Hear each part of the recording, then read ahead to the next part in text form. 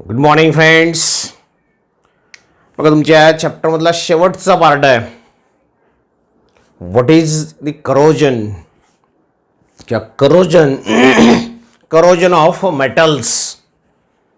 Corrosion काय असणार आहे आणि ह्या करोजनचं प्रिव्हेन्शन तुम्ही कसं करणार. This is the last part, last topic from your chapter. मग आपल्याला करोजन म्हणजे काय ते समजून घ्यायचं आहे. मग नेक्स्ट लेक्चरला आपण how that corrosion can B prevented by using the different methods ते आपण बघणार. मग नेमकं करोजन म्हणजे काय आणि पर्टिक्युलरली त्या मेटलचं करोजन म्हणजे काय असणार आहे. वेगवेगळे मेटल्स याच्या अगोदर आपण बघितलं आहे, जसं आयर्न असेल, सिल्वर असेल, कॉपर असेल, सोडियम असेल, पोटॅशियम असेल, मॅग्नेशियम असेल, ॲल्युमिनियम असेल. These are the different metals, and when all these metals, when exposed to the atmospheric air, then there are very few metals which does not react with the atmospheric air. कारण की एअरमध्ये तुमचं oxygen आहे किंवा carbon dioxide असेल, वेगवेगळे gases एअरमध्ये present आहेत. तर खूप कमी अशी इलेमेंट्स आहेत मित्रांनो, मेटल्स आहेत की जे ॲटमॉस्फिअरिक ऑक्सिजन सोबत, एअर सोबत रिॲक्ट होणार नाही आहेत. जसं तुमचा प्लॅटिनम असेल, जसं तुमचं गोल्ड असेल. प्लॅटिनम गोल्डची किंमत खूप जास्त काय रे, कारण की ते कुठल्याच ॲटमॉस्फिअरिक कंडिशनमध्ये रिॲक्ट होणार नाहीत किंवा रिॲक्ट होत नाहीत. Always they glitter. सोनं जर असेल तर ते कायमस्वरूपी चकाकताना तुम्हाला दिसेल, फक्त ते 24 कॅरेट असलं पाहिजे, प्युअर असलं पाहिजे. प्युअर जर असेल तर त्याच्यावर कुठल्याच ॲटमॉस्फिअरिक कंडिशनचा फरक पडत नाही. पण काही मेटल्स आहेत जे ॲटमॉस्फिअरिक ऑक्सिजन सोबत रिॲक्ट होतात आणि एक तर ऑक्साईड तयार होईल, त्याचं कार्बोनेट तयार होईल, एक तर त्याच्या सल्फाईड तयार होईल. असे वेगवेगळे कंपाऊंड्स ते तयार करतात when react with the atmospheric air, atmospheric moisture. Acids जे काही प्रेझेंट असतील, मॉइश्चर जे प्रेझेंट असेल, वेगवेगळे गॅसेस जे प्रेझेंट असतील, यांच्यासोबत ते रिॲक्ट होणार आणि त्याचं कन्व्हर्शन एक तर त्याच्या ऑक्साईडमध्ये होईल, सल्फाईडमध्ये होईल, कार्बोनेटमध्ये होईल. आणि ही जी प्रोसेस आहे, रिॲक्ट झाल्यानंतर हे कंपाऊंड तयार होण्याची प्रोसेस जी आहे, that process is nothing but the corrosion of metal. Simply it is the deterioration, the decomposition of metal under the atmospheric condition is called as decomposition or simply corrosion of metal. काय सांगितलं तुम्हाला? The deterioration or decomposition of metals under the atmospheric condition is called corrosion of metal. मग corrosion झाल्यावर तो कुठल्याही दुसऱ्या कंपाऊंडचा layer त्याच्यावर येतो. एक ऑक्साईड तयार होतो, जसं तुम्हाला म्हटलं मी, सल्फाईड तयार होईल, कार्बोनेट तयार होईल, कुठला तरी कंपाऊंड तयार होईल, मोर प्रोटेक्टिव्ह लेअर तयार होईल. एकदा तो लेअर तयार झाला मग मात्र त्याचं करोजन होणार नाही. ते झालं करोजन ऑफ मेटल. मग आपला फोकस जो असणार आहे मित्रांनो, की कुठल्या कुठल्या मेटलचं करोजन आपल्याला ठिकाणी मोस्टली बघायचं आहे, तर त्याच्यामध्ये तुम्हाला आयर्नचं बघायचं आहे, ज्याला तुम्ही Fe ने दाखवणार. त्याच्यानंतर कॉपरचं करोजन आपल्याला बघायचं आहे, दॅट इज युअर Cu. त्याच्यानंतर सिल्वरचं करोजन आपल्याला बघायचं आहे, दॅट इज युअर Ag. किंवा ॲल्युमिनियमचं करोजन आपल्याला बघायचं आहे. ॲल्युमिनियमला आपण सिम्बॉल यूज करतो Al. हे जे मेटल्स आहेत, all this are your metals. तुम्हाला माहिती आहे, you know that very well, की सर्व मेटल्स आहेत मित्रांनो. आणि हे सर्व मेटल्स ॲटमॉस्फिअरिक कंडिशन्समध्ये रिॲक्ट होऊन जातात आणि त्यांचं करोजन होणार डिटेरिओरेशन या ठिकाणी होणार. मग पर्टिक्युलरली जर समजा आपण व्हेरी फर्स्ट इलेमेंटचा जर विचार केला, that one is your iron. तर ह्या corrosion of iron,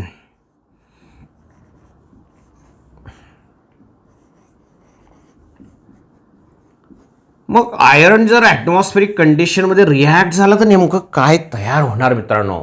it's a very big problem for India and for whole world. जगामध्ये खूप मोठा प्रॉब्लेम आहे करोजन ऑफ आयर्नचा, because millions of tons of iron, काय म्हणतो मी शब्द बघा, millions of tons of iron undergoes the corrosion every year, and 25% of the iron replaced every year. दरवर्षी कितीतरी मिलियन टन्स आयर्न डिकम्पोज होणार, करोजन त्याचं होणार, आणि दरवर्षी जे काही आयर्न आता अवेलेबल आहे त्याच्या 25% आयर्न आपल्याला रिप्लेस करावं लागतं. कशामुळे रे? तर करोजनमुळे. म्हणजे इट्स अ बिग अमाऊंट, खूप मोठी क्वांटिटी आयर्नची तुम्हाला रिप्लेस करावं लागेल. त्याला डिकम्पोज होताना तुम्हाला बघतात तुम्ही. म्हणजे इकॉनॉमिकसाठी, प्रत्येक देशाच्या इकॉनॉमीसाठी हा फार मोठा घटक या ठिकाणी आहे. खूप इकॉनॉमीवर फरक पडणारा या ठिकाणी ह्याच्यामुळे पडू शकतो. म्हणजे करोजनचं प्रिव्हेन्शन आपल्याला करायचं आहे मित्रांनो. मग आता पर्टिक्युलरली या ठिकाणी तुम्हाला म्हटलं मी की करोजन ऑफ आयर्नचा जर आपण विचार केला तर आयर्न कोणासोबत रिॲक्ट होत असेल? Here iron react with atmospheric oxygen. This iron reacts with oxygen and moisture. Atmospheric oxygen आणि मॉइश्चर सोबत आयर्न जो मित्रांनो तो रिॲक्ट होतो. आणि आयर्न ह्या दोघांसोबत रिॲक्ट झाल्यानंतर नेमकं या ठिकाणी काय तयार होणार? तर आयर्नचा ऑक्साईड तयार होतो. याच्या अगोदरच्या पार्टमध्ये सुद्धा आपण आयर्नचा ऑक्साईड आपण बघितलेला आहे. And that iron oxide form is nothing but your Fe2O3 hydrated. म्हणजे त्याच्यासोबत वॉटर मॉलिक्यूल जो आहे तो या ठिकाणी असोसिएट असतो मित्रांनो. Water molecule is associated with that iron oxide. It is non as, काल आपण बघितलेलं आहे, दिस वन इज वर फेरिक ऑक्साईड. काय म्हणणार आहे याला? दिस इज युअर फेरिक ऑक्साईड. आणि वॉटर त्याच्यासोबत आहे म्हणून हायड्रेटेड फेरिक ऑक्साईड. काय नाव देणार त्याला? It's your hydrated ferric oxide. What it called? It's a hydrated ferric oxide. Very important. आणि हा जो हायड्रेटेड फेरिक ऑक्साईड आहे मित्रांनो, ह्याच हायड्रेटेड फेरिक ऑक्साईडला आपण नाव देतो it is nothing but your rust. काही वेळेस तुम्हाला एक्झाममध्ये प्रश्न विचारला जातो, what is rust? Simply the hydrated हा शब्द का वापरलाय? वॉटर त्याच्यासोबत आहे, ॲक्वा, बरोबर आहे. हायड्रेटेड आणि हा आहे तुमचं ferric oxide. Hydrated ferric oxide is called as rust. बघा आता आयर्नची reaction, iron reacts with atmospheric oxygen, moisture, and it is converted into the hydrated ferric oxide which is known as rust. Day to day लाईफमध्ये आपण हे भरपूर वेळेस observe करतो मित्रांनो. सध्या लोखंडाचा खिळा असेल, त्याला तुम्ही अशा ओपन ॲटमॉस्फिअरमध्ये वर घराच्या वर तुम्ही ठेवला असेल, त्याला ऑब्झर्व करा. किंवा एखादा लोखंडाचा ऑब्जेक्ट असेल ते काही दिवस जर पडून राहिलं असेल तर त्याच्यावर एक ब्राउनिश लेअर येतो आणि तो ब्राउनिश लेअर म्हणजेच तुमची रस्ट असते. This is nothing but your brownish layer. Brown कलरचा लेअर तुम्हाला या ठिकाणी दिसेल आणि तो ब्राऊन कलरचा लेअर जो असेल तुम्ही तुमचा ब्राऊन असतो. साधा लोखंडाचा खिळा तुम्ही ऑब्झर्व करा, त्याच्यावर 2-3 दिवसामध्ये एक लेअर येतो. त्याला जस्ट तुम्ही पुसण्याचा जर प्रयत्न केला तर तुमच्या हाताला ते रस्ट लागेल, बरोबर आहे. तर hydrated ferric oxide is nothing but your rust. मग आता ह्या प्रोसेसमध्ये करोजन ऑफ आयर्न ह्या प्रोसेसमध्ये काय तयार झालं रे?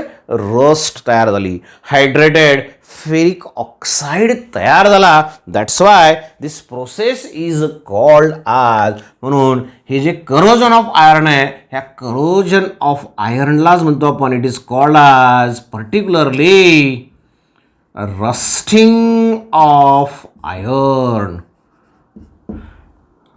Rusting of iron. रस्टिंग हा जो शब्द आहे मित्रांनो हा पर्टिक्युलरली फक्त आणि फक्त आपण आयर्नसाठीच यूज करणार. लक्षात ठेवा व्यवस्थित. कारण की रस्टिंग करोजन आला की आपल्या डोळ्यासमोर अगोदर रस्टिंग येतं आणि रस्टिंग आपण प्रत्येक मेटलला यूज करणार असं आपल्याला वाटतं, तर तसं नाही. तर रस्टिंग हा शब्द फक्त आपण आयर्नच्या बाबतीत यूज करणार. Corrosion of iron is the rusting. लक्षात आलं? तर पर्टिक्युलरली आयर्नसाठी रस्टिंग हा शब्द आपण यूज केला. बघा त्या ठिकाणी आयर्नच्या बाबतीत ऑलरेडी तुम्हाला भरपूर सारे एक्झाम्पल, एखादं व्हेकल तुम्ही पडू दिलं असेल बऱ्याच दिवस, लोखंडी असतं त्याचा वरचा लेअर पत्रा असंच पडू दिलं असेल तर बऱ्याच दिवसानंतर तुम्हाला असं जाणवेल की त्याचा कलर जो असेल तो ब्राउनिश झालेला असेल, त्याच्यावर एक लेअर आलेला असेल आयर्न ऑक्साईडचा. बरोबर आहे? तर एक कॉमन एक्झाम्पल्स आहेत की जे आपण आपल्या डे टू डे लाईफमध्ये भरपूर वेळेस बघितलेले असतील. तर हे झालं तुमचं first one, that is the rusting of iron.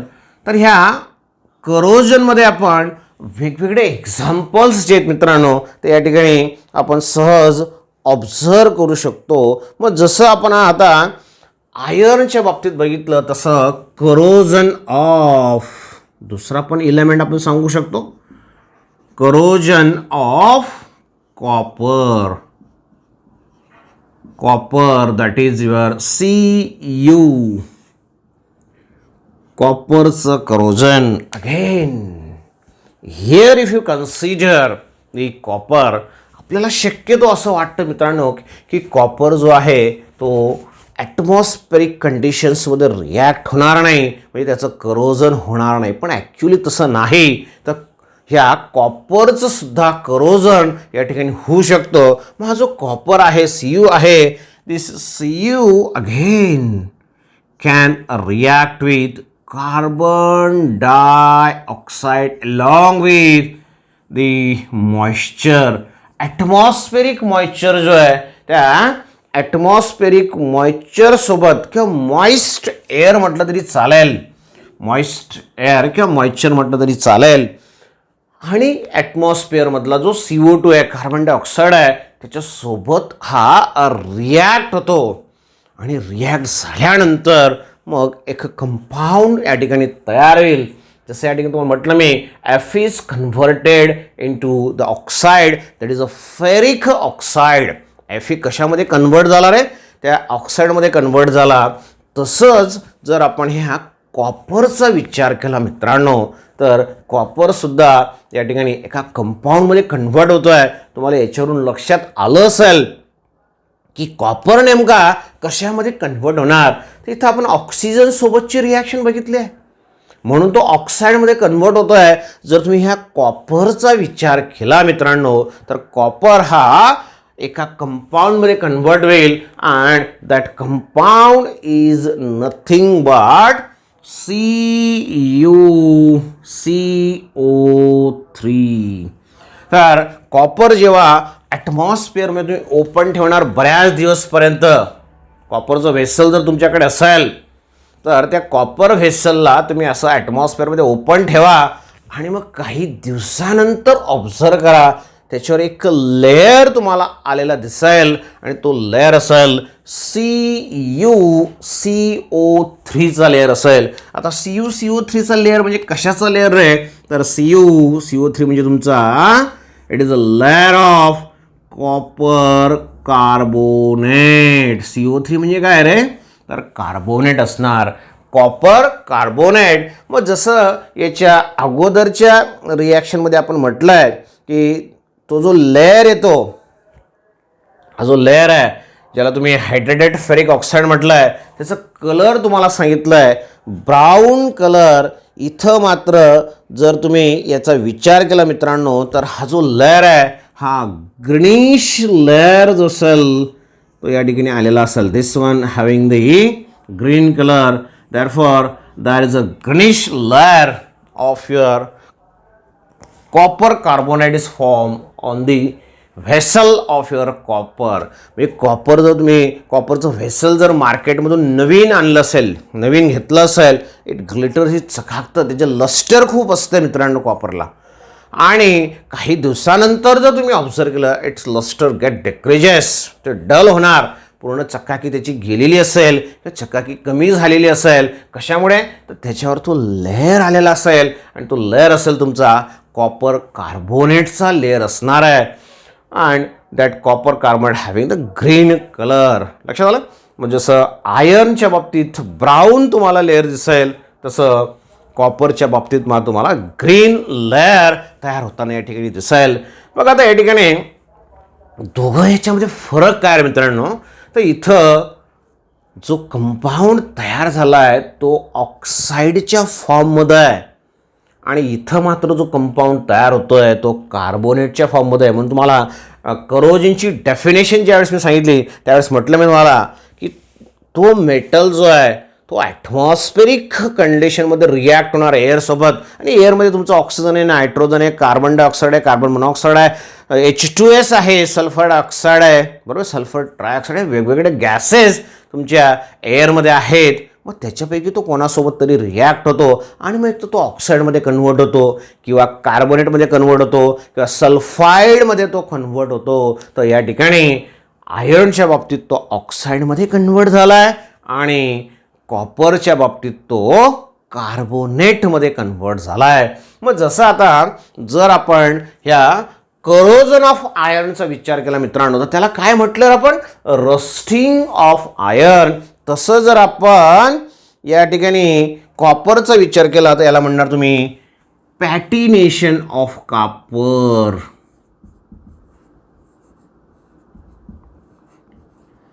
या प्रोसेसला काय म्हणतो आपण? Patination of copper. Very important, याच्यावर सुद्धा तुम्हाला क्वेश्चन विचारला जाऊ शकतो मित्रांनो. रस्टिंग ऑफ आयर्न किंवा corrosion of iron is called as rusting of iron. म्हणजे corrosion of iron is called rusting. Particularly rusting हा शब्द आपण आयर्नसाठी वापरणार. आणि पॅटिनेशन हा शब्द जो आहे, that patination word is use for particularly the corrosion of your copper. कॉपरचं जर करोजन होत असेल तर त्या प्रोसेसला म्हणणार तुम्ही पॅटिनेशन. लक्षात आलं? दोघं शब्द लक्षात ठेवायचे, याच्यावर तुम्हाला क्वेश्चन विचारला जाऊ शकतो. हे सेकंड इम्पॉर्टंट एक्झाम्पल, हे पण आपण आपल्या डे टू डे लाईफमध्ये ऑब्झर्व केलं असेल, नसेल तर तुम्ही करू शकतात. कॉपर व्हेसल ओपन ॲटमॉस्फिअरमध्ये ठेवा, लोखंडाचा खिडा ओपन ॲटमॉस्फिअरमध्ये ठेवा, लगेच तुम्हाला फरक जाणवेल मित्रांनो. जसं आता बघा ह्या दोन वेगळ्या मेटल्सचं करोजन आपण बघितलेलं आहे, तसंच आपल्याला आता तिसरा जो मेटल आहे त्या तिसऱ्या मेटलचं करोजन आपल्याला बघायचं आहे. आणि तिसरा जो मेटल आहे that one is the corrosion of silver.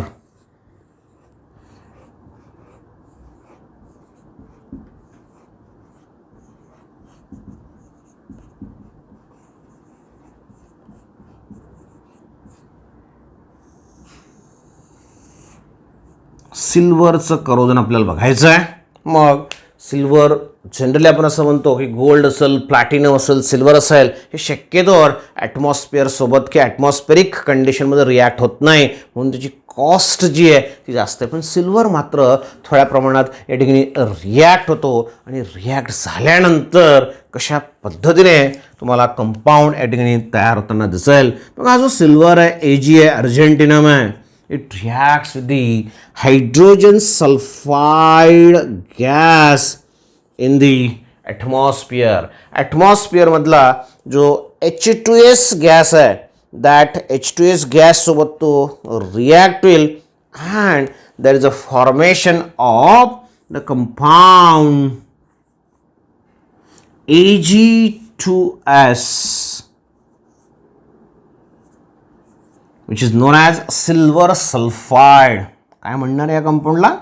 This one is called as the silver sulphide. मग तुम्हाला म्हटलं मी मगाशी काही वेळेस तुम्हाला ऑक्साइड्स मिळतात, काही वेळेस तुम्हाला कार्बोनेट्स मिळतात, काही वेळेस तुम्हाला सल्फाइड्स मिळतात. त्या ठिकाणी सल्फाइड तुम्हाला मिळतो.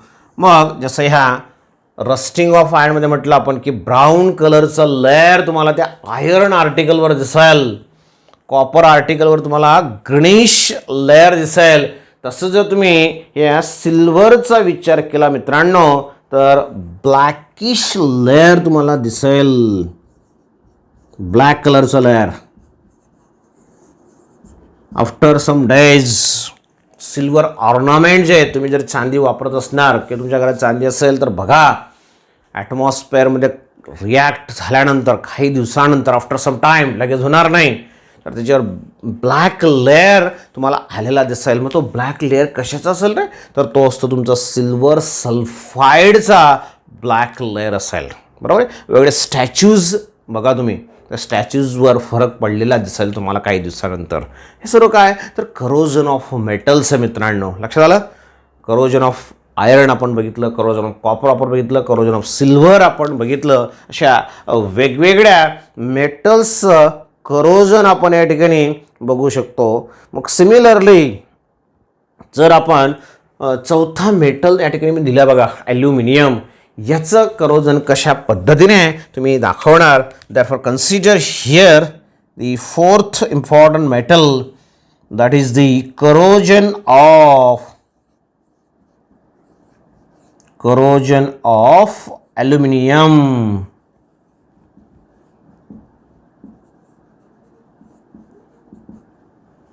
Corrosion of aluminium.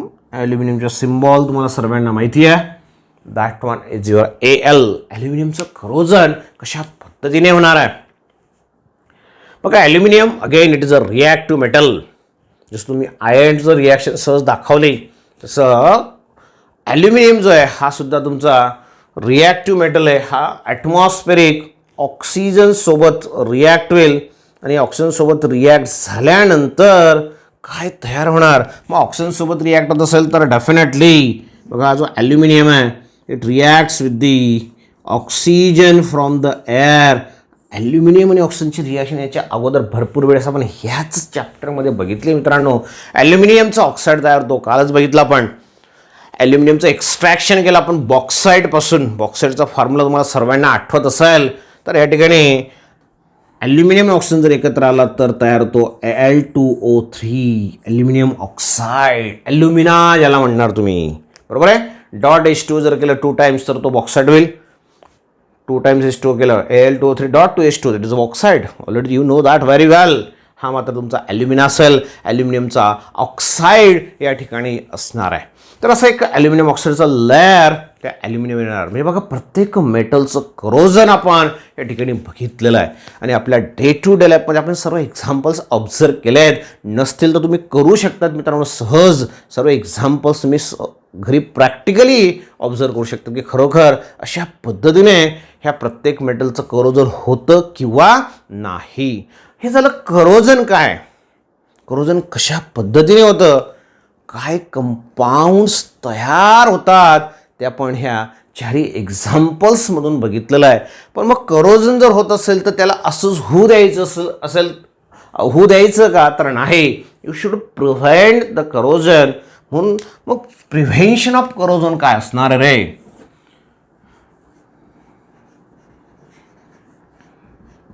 Therefore, consider here the prevention of corrosion. Prevention of corrosion. करोजनला कशा पद्धतीने प्रिव्हेंट करणार. कारण की तुम्हाला म्हटलं मी की आयर्नचं जर करोजनचा आपण विचार केला मित्रांनो तर आयर्न दरवर्षी 25 millions of tons of iron decompose होणार आणि त्याला आपल्याला डिस्कार्ड करावं लागतं, फेकावं लागतं. 25% आयर्न दरवर्षी आपण रिप्लेस करतो. मग एवढं 25%चा पैसा जो आहे आपला वाया जाणार आहे. मग त्याला कसं प्रिव्हेंट करणार. किंवा बाकीचे जे मेटल्स आहेत त्याचं करोजन कसं प्रिव्हेंट करणार. तर 2 वेगळ्या सिस्टीम्स त्या ठिकाणी तुम्हाला सांगितलेल्या आहेत की करोजन प्रिव्हेंट करण्यासाठी पहिली सिस्टीम्स आपण अप्लाय करणार की ज्या मेटलचं करोजन तुम्हाला प्रिव्हेंट करायचं आहे. व्हेरी फर्स्ट सिस्टीम, ज्या मेटलचं करोजन तुम्हाला प्रिव्हेंट करायचं आहे त्या मेटलवर दुसऱ्या सबस्टन्सचा लेअर तुम्हाला द्यायचा आहे. लेअर ऑफ अदर सबस्टन्स त्याच्यावर द्यायचा आहे. ही एक मेथड असू शकते. ज्या याला तुम्हाला प्रोटेक्ट करायचं आहे, ज्या मेटलला तुम्हाला प्रोटेक्ट करायचं आहे, त्याच्यावर दुसऱ्या सबस्टन्सचा लेअर द्यायचा की जो कमी प्रमाणात करोजन दाखवेल का करोजन त्याचं होणार नाही. जसं थंडीपासून आपल्याला आपलं संरक्षण करायचं असेल आपण काय करतो रे, आपल्या बॉडीवर एक लेअर आपण चढवतो, त्याला तुम्ही स्वेटर असं म्हणणार, बरोबर आहे ना. जर्किन आपण या ठिकाणी घालत असतो की जेणेकरून थंडीपासून आपलं प्रोटेक्शन झालं पाहिजे. तसं त्या मेटलचं प्रोटेक्शन करण्यासाठी त्याच्यावर कुठला तरी एखाद्या दुसऱ्या सबस्टन्सचा लेअर आपल्याला द्यावा लागेल, जेणेकरून वरचा जो सबस्टन्स असेल तो करोजन होऊ देणार नाही मधल्या सबस्टन्सचं, म्हणजे जेणेकरून त्याचं करोजन आपण प्रिव्हेंट करू शकतो. आणि अगदी सिंपल दुसरी सिस्टीम जी आहे त्याच्यामध्ये आपण काय करणार की ज्या सबस्टन्सचं करोजन तुम्हाला होऊ द्यायचं नसेल, प्रिव्हेंट करायचं असेल, त्या सबस्टन्सवर एक तर त्या ऑइलने किंवा ग्रीसने किंवा त्याला पेंट तुम्ही करणार. त्याच्यावर एक ऑइल लावून ठेवायचं. घरी आपण जनरली करतो असं की खिडक्या वगैरे जे असतात त्याला आपण पेंट करत असतो, कलर मारत असतो, जेणेकरून ॲटमॉस्फेरिक ऑक्सिजन मॉइश्चर त्याच्यासोबत रिॲक्ट होणार नाही. वर अगोदर पेंट असेल, पेंटवर ते ॲटमॉस्फेरिक ऑक्सिजन किंवा एअर येईल किंवा मॉइश्चर असेल, मध्ये मात्र त्या मेटलसोबत ते रिॲक्ट होणार नाही. तर ह्या दोन सिस्टीम्स आहेत की ज्याच्याने आपण करोजन जे आहे मित्रांनो ते प्रिव्हेंट करू शकतो. पण प्रश्न असा पडतो या ठिकाणी की एवढे जे करोजनचे एक्झाम्पल्स आपण बघितलं आहे त्याच्यात दोन मेथड्स आपण सांगितल्या. प्रश्न असा आहे की हे जे करोजन आहे हे आपण परमनंटली प्रिव्हेंट करू शकतो का. This is the big question, whether this corrosion can be prevent permanently याचं प्रिव्हेन्शन आपण करू शकतो का. The answer is no. समजा लोखंडी खिडकी आहे किंवा लोखंडी एखादं काहीतरी इन्स्ट्रुमेंट आपल्या घरात आहे, त्याला आपण पेंट केलं. गोदरेज कपाट असते बघा लोखंडी, त्याच्यावर अगदी छानपैकी कलर डिझाईन केलेली असते. पण काय असतं मित्रांनो, कुठंतरी ते टच होणार किंवा सहज आपण कुठंतरी त्या खिडकीला धरून उभं राहिलं की आपण नखाने त्याला स्क्रॅच करतो. म्हणजे तेवढा भाग जो असेल तिथला कलर पेंट जो असेल तो निघून जातो आणि निघाल्यानंतर तो थोडासा भाग ॲटमॉस्फिअरच्या सानिध्यात येणार. And when it is expose, अगदी स्मॉल पार्ट जरी असेल, when it is expose to atmospheric air moisture, तिथून करोजन व्हायला सुरुवात होईल आणि पूर्ण बॉडीमध्ये त्या मेटलच्या पूर्ण बॉडीमध्ये करोजन जे असेल ते स्प्रेड होईल. Means this is not the permanent solution. म्हणजे कुठल्याच मेटलचं करोजन परमनंटली आपण त्या ठिकाणी प्रिव्हेंट करू शकत नाही, बरोबर. अगदी सिम्पली तुम्हाला ह्या गोष्टी सहज समजली. हे आपण आपल्या डे टू डे लाईफमध्ये ऑब्झर्व करतो मित्रांनो. समजा तुम्ही एखाद्या याचा जर विचार केला की नवीन आयर्न काहीतरी व्हेसल तुम्ही आणलं असेल किंवा पत्रा आणला असेल लोखंडाचा मार्केटमधून, तर तो पत्रा अगदी ग्लिटर चकाकताना तुम्हाला दिसतो. का दिसतो रे, तर त्या पत्र्यावर दुसऱ्या एका एलिमेंटचा मेटलचा लेअर त्या ठिकाणी दिलेला असतो, बरोबर आहे. म्हणजे ते एक प्रकारचं एक प्रिव्हेन्शन करण्याचा प्रयत्न त्या ठिकाणी केलेला असतो. तर हे प्रिव्हेन्शन करण्यासाठी काहीतरी मार्ग आपल्याला यूज करायचा आहे. मग त्याच्यामध्ये 5 वेगवेगळे मार्ग आपण यूज करणार. त्यातला पहिला जो मार्ग आहे हे दोघांचा बेस यूज करून, हे प्रकारे बेस आहे याचा यूज करून आपल्याला ते 5ही मार्ग अवलंबायचे आहेत. त्यातला पहिला मार्ग आहे गॅल्व्हनायझेशन. जे तुम्हाला म्हटलं ना मी की पत्रा चकाकताना का दिसतो आपल्याला, तर त्या पत्र्याचं काय केलेलं असतं रे, तर त्या पत्र्याचं गॅल्व्हनायझेशन केलेलं असतं. आयर्नचा जो पत्रा असतो त्याचं काय केलेलं असतं, गॅल्व्हनायझेशन, त्याला म्हणतो आपण गॅल्व्हनायझिंग. ही जी प्रोसेस त्या ठिकाणी केलेली असते. दुसरी जी प्रोसेस आहे मित्रांनो ते तुमची टिनिंग. टिनिंग ज्याला आपण आपल्या भाषेमध्ये कलई करणे म्हणतो.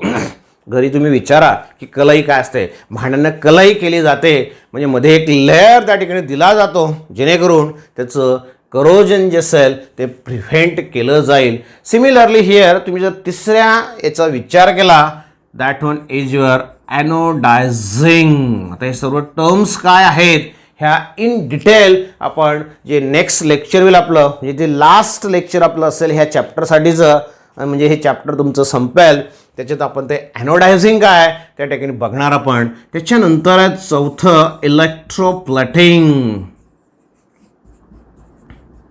अगेन एका मेटलवर दुसऱ्या मेटलचा लेअर जो आहे तो आपल्याला या ठिकाणी द्यायचा आहे. आणि फिफ्थ लास्ट मेथड जी आहे दॅट वन इज युअर अलॉईंग.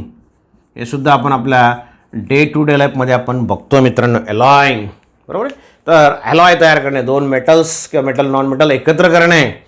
बरोबर. तर ह्या 5 वेगळ्या मेथड्स इन डिटेल आपल्याला नेक्स्ट लेक्चरला बघायच्या आहेत. ठीक आहे. तर आज आपण करोजन, वेगळ्या मेटल्सच्या करोजनला काय म्हणणार, कसे प्रॉडक्ट्स तयार होणार त्या ठिकाणी बघितलं आहे आपण.